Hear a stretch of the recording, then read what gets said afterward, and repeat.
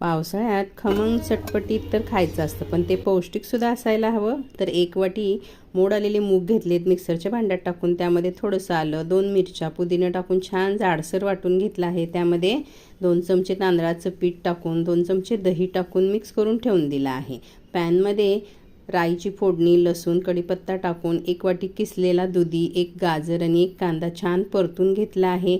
परतलेल्या भाज्या वाटलेल्या मूगमध्ये टाकून त्यामध्ये मसाले, तीळ, कोथिंबीर, चवीपुरतं मीठ आणि अर्धा चमचा सोडा टाकून हे मिश्रण छान मिक्स करून घ्यायचं. पॅन कडक तापवून घ्यायचं आणि त्यामध्ये तेलावर हे मिश्रण टाकून छान असा आपला पॅनकेक किंवा मुंगलेट बनवून घ्यायचा आहे. दोन्ही बाजूने हे छान खरपूस भाजून घ्यायचं आहे. याची पूर्ण रेसिपी पाहण्यासाठी मयुरी किचनचा व्हिडिओ पहा.